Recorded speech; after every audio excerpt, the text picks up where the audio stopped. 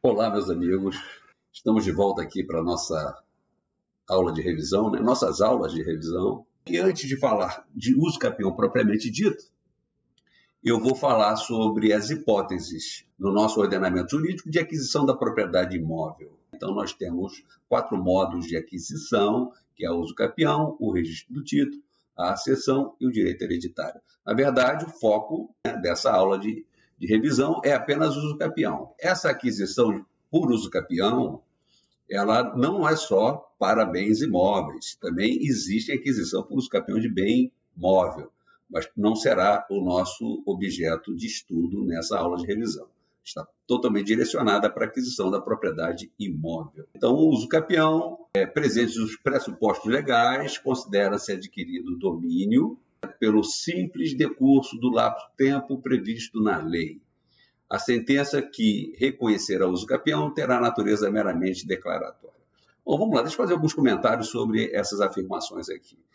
Leia domínio, propriedade, aquisição da propriedade. Na verdade, o nosso Código Civil não faz essa distinção, ele trata propriedade e domínio como se fossem expressões sinônimas. E a questão da sentença ter natureza declaratória é porque a aquisição da propriedade se dá do momento que você alcança o lapso temporal que está estabelecido na lei.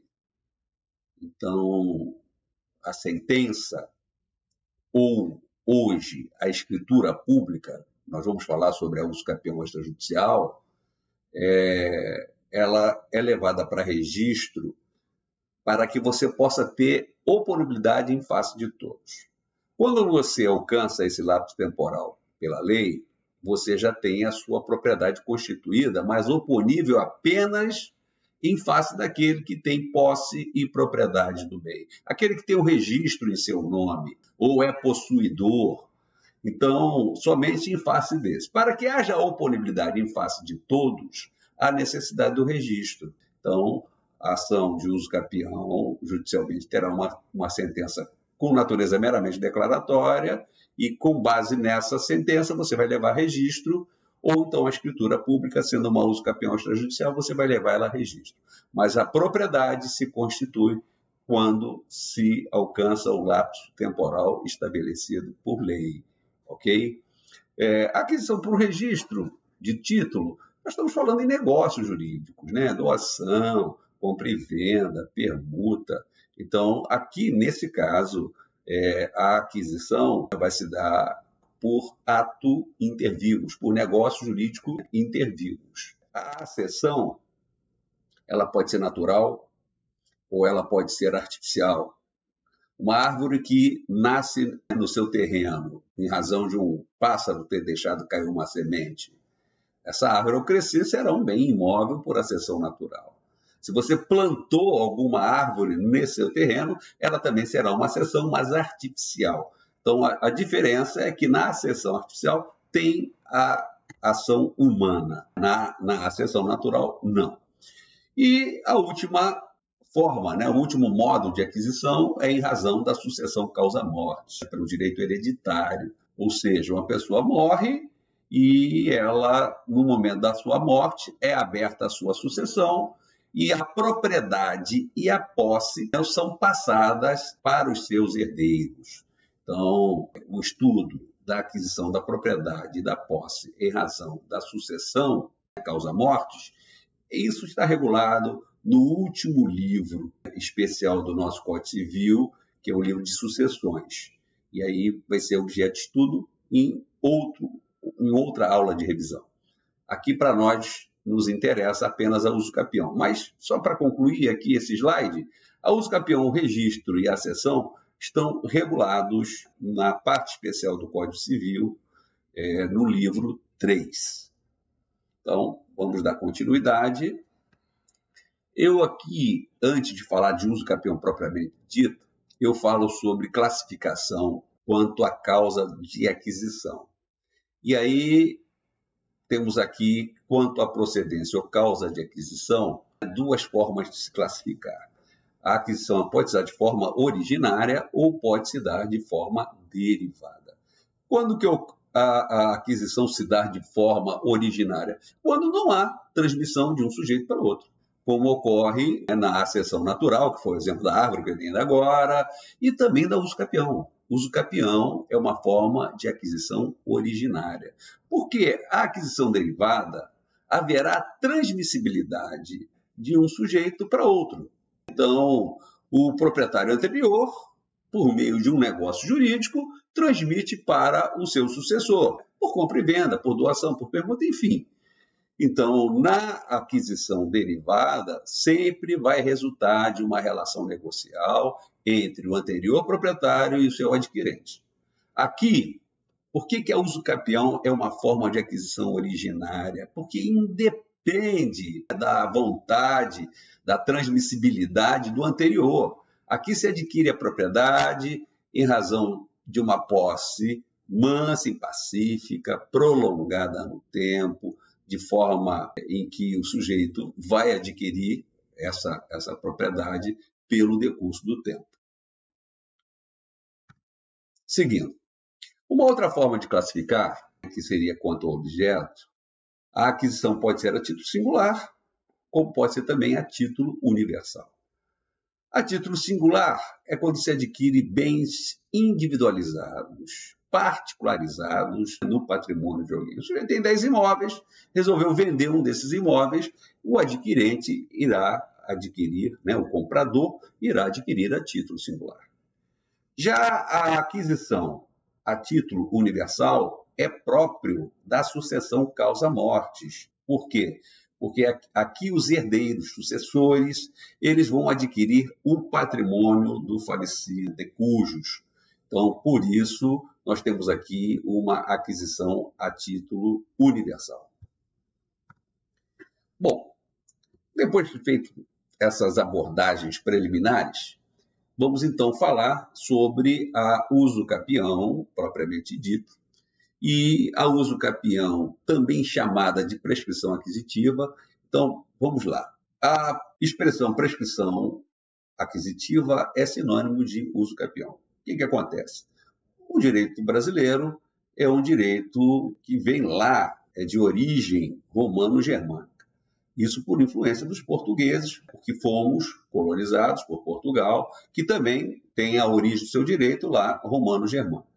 E lá, a prescrição aquisitiva era chamada de usucapião e nós adotamos essa tradição de utilizar esse nome, e que vem lá do latim, vamos falar mais à frente sobre isso. Pois bem,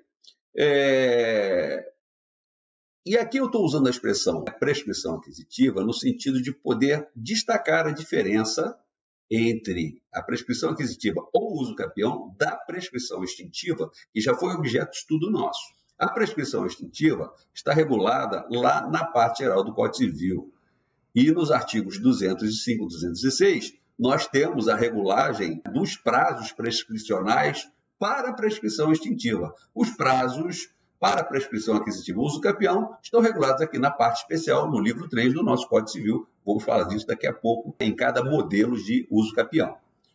Então, a prescrição aquisitiva regulada no direito das coisas, como acabei de falar, é modo originário de aquisição, também já falei para vocês, e de outros direitos reais suscetíveis de exercício continuado pela posse prolongada no tempo, acompanhada de certos requisitos exigidos por lei. Ora, de outros direitos reais, os direitos reais de fruição ou direitos reais de gozo, todos eles são passíveis também de aquisição por usucapião.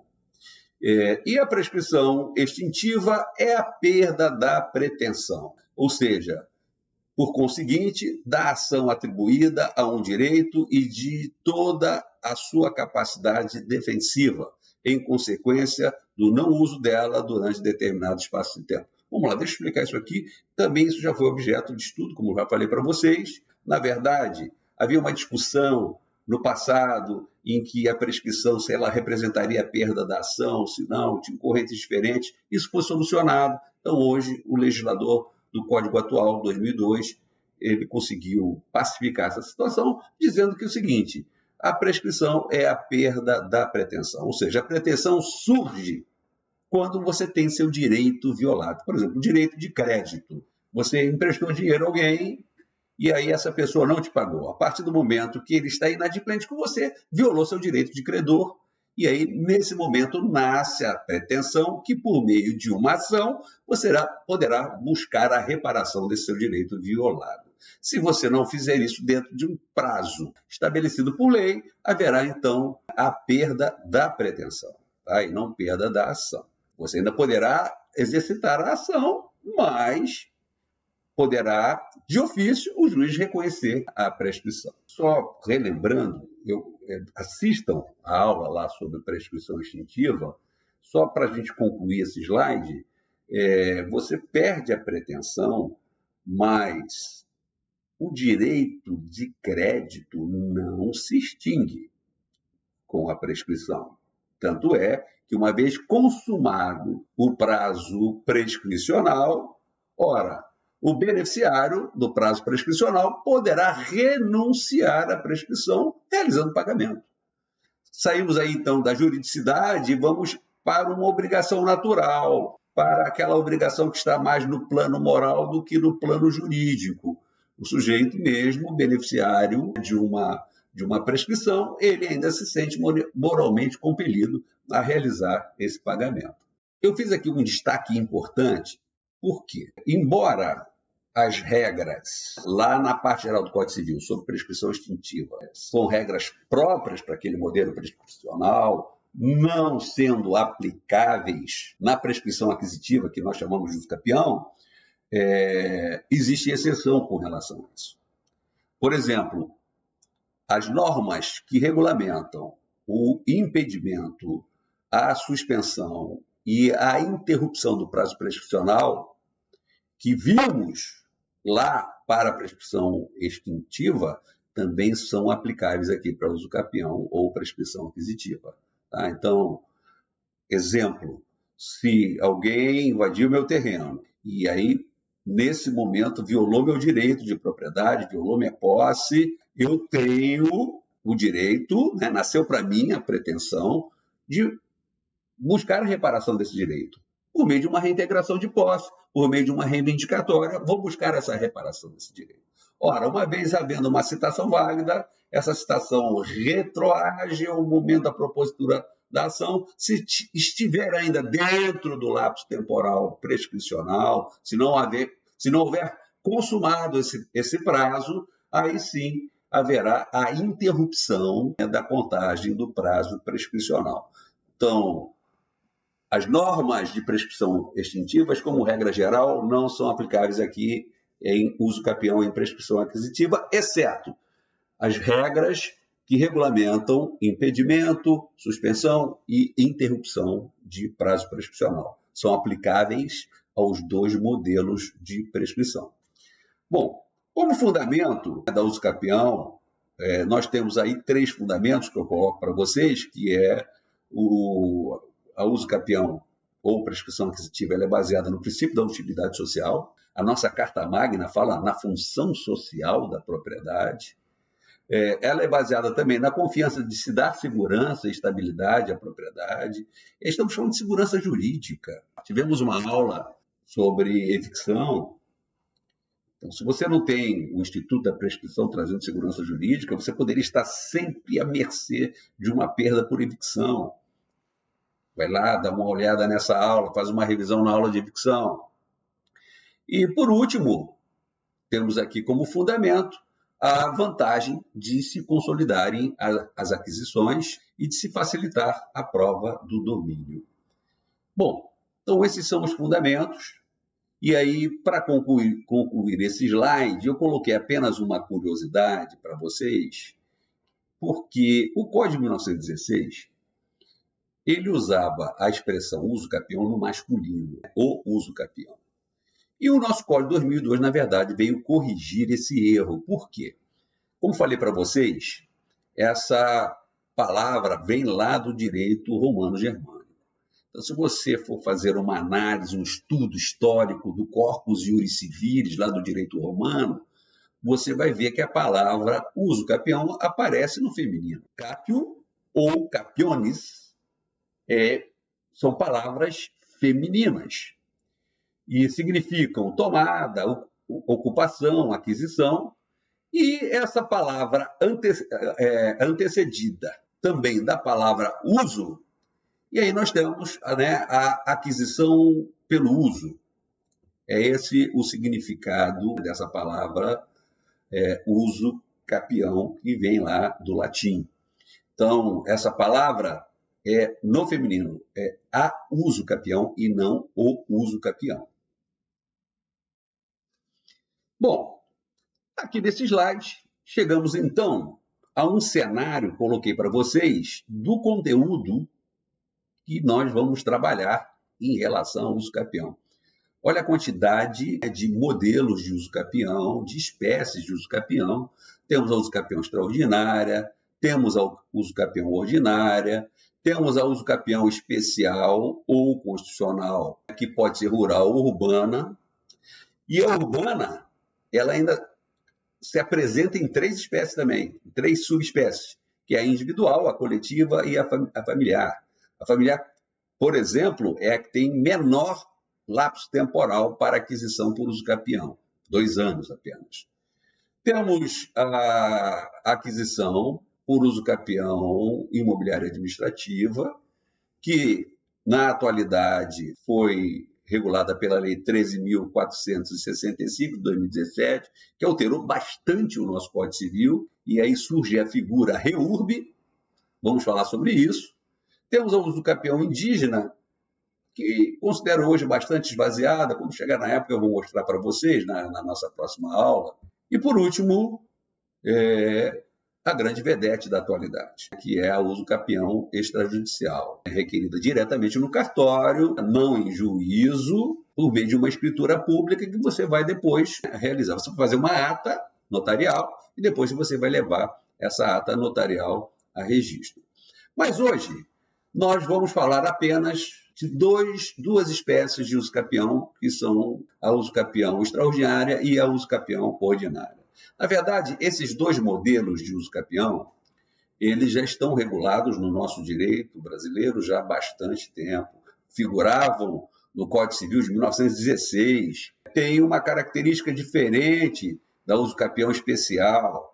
Aqui não importa que você possa ter vários imóveis, aqui não importa que você possa ter várias possibilidades ao mesmo tempo, de forma concomitante, de buscar, né, várias aquisições por uso capião extraordinário ou ordinária, porque nós vamos ver que no uso capião especial você não pode ter outro imóvel, você só pode se valer desse benefício uma única vez, então há uma limitação que não acontece aqui na uso capião extraordinária e nem na uso capião ordinária.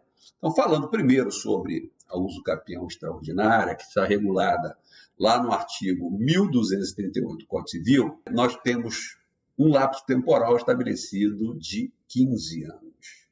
Então, já temos aqui uma diferença para o Código de 1916, o primeiro Código Civil brasileiro, que falava em 20 anos. Então, esse prazo foi reduzido para 15 anos. Outro fato, a posse exercida com ânimo de dono. Ela tem que ser de forma contínua, ou seja, você não pode ter posse num determinado período desses 15 anos, e aí durante um outro período você não tem, e depois você passa a ter, não é possível. Ela tem que ser ininterrupta. E tem que ser mansa e pacífica, ou seja, ela não pode ser resistida. Porque se houver alguma demanda judicial, uma ação possessória, por exemplo, uma reintegração de posse, ou uma reivindicatória, por exemplo, isso provavelmente levaria à interrupção da contagem desse prazo prescricional. E aí o importante para se destacar, que eu coloquei aqui embaixo para vocês, dispensa-se os requisitos de justo título e de boa-fé. Pois bem, aqui o sujeito invadiu um terreno e ficou lá 15 anos, ele vai adquirir por uso capião. E esse prazo de 15 anos, aí nós temos, no mesmo dispositivo 1238, um parágrafo único, que, além de até havido a redução para 15 anos, no Código de 2002, reduz ainda para 10, desde que você tenha, de alguma forma, dado efetividade à função social da propriedade prevista na Carta Magna, na nossa Constituição. O conceito de posse-trabalho quer se corporifique na construção de uma residência, quer se concretize em investimentos de caráter produtivo ou cultural, levou o legislador a reduzir o prazo para 10 anos, né, da uso capião extraordinário, ou seja, efetividade da função social prevista na nossa Constituição de 88. Então, veja só, se o sujeito ele ocupou o terreno e cercou apenas, não plantou nem edificou, ele apenas cercou esse terreno, o prazo para uso capião extraordinário é de 15 anos. Agora, se de alguma forma ele construiu, se ele plantou, tornou aquele terreno produtivo, aí esse prazo de 15 anos é reduzido para 10 anos. E aqui no finalzinho eu coloquei para vocês que a uso capião dos direitos reais sobre coisa alheia, como já tinha falado, os direitos reais de fruição, a servidão, a enfiteusis também chamada de aforamento, o usufruto, o uso, a habitação. Não coloquei aqui, mas também o direito real de superfície. Todos esses são direitos reais em coisa alheia e poderão ser adquiridos por uso capião também. Para encerrar a nossa aula de hoje, e aí nós vamos falar sobre o segundo modelo, uso capião ordinária. Aqui nós precisamos de um prazo menor, 10 anos. Também posse exercida com ânimo de dono, de forma contínua, mansa e pacífica. Agora, diferente do que acontece com o uso capião extraordinária, nós aqui precisamos de justo título e boa-fé. Justo título seria um instrumento público ou privado, né, que seja revestido de licitude.